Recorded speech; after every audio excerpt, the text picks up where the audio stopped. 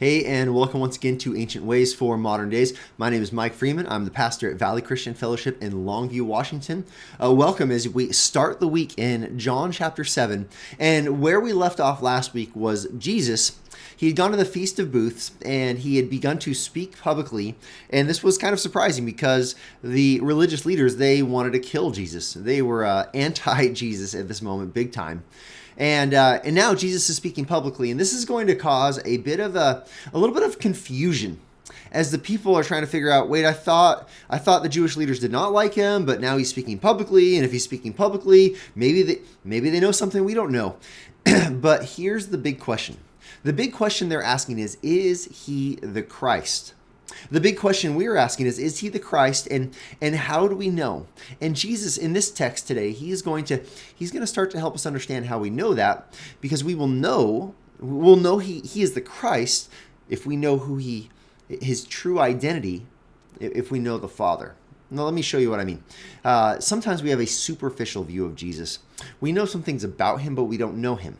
This parallels with when we have a superficial view of God. We know some things about him, but we don't know him. What determines us really knowing him is trusting him, having faith in him, a reliance upon him.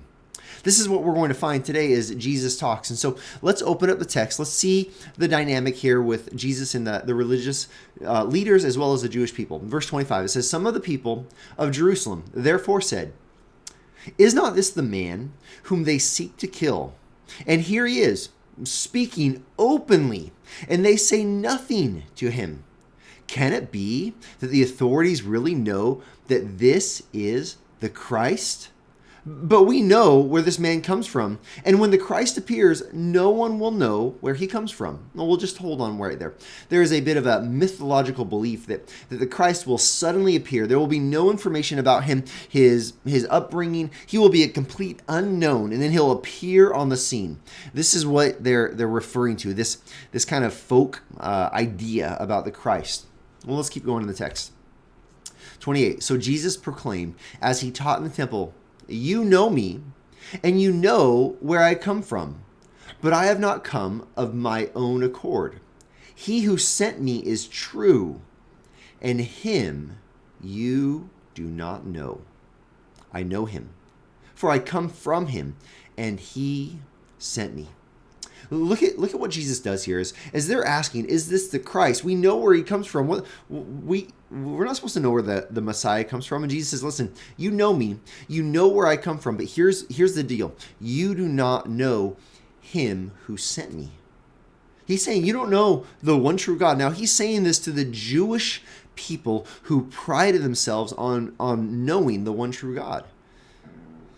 What's going on here is that they know about him. They know the facts, they know the details, they know some right theology, but they have not trusted in the one true God. If they had trusted in the one true God, they would be able to know Jesus, not just the facts about Jesus. We know where he came from. We know your mom. We know your dad. We know your siblings. They know about him, but they don't trust him. They know about God, but they do not trust him. See, this ancient way for our modern day leads me to ask you, do you know about God? Do you know about Christ? Or do you trust him? Do you rely on him? Is your hope on God, that God is sovereign, that God is faithful? Is your hope built upon Christ, that Christ loves you, that he died for you, that he was resurrected? I'm not saying these as facts, which they are. I am saying these as things that you trust in. Not just saying, yeah, but my hope is built on this. This is my identity. This is my only peace. This is my joy. I know God and I trust him. See, I think we can walk as Christians and we can live a Christian life, but sometimes I worry. Are we just playing a game where we know some religious facts? Or are we placed our trust, our hope, our reliance completely upon God, solely upon the work of Christ? See, the ancient way for our modern day is to encourage you to know the facts. I want you to know as much about the Bible as you can, but not just know the facts, trust them. Trust in the character of God. This is our ancient way for our modern day.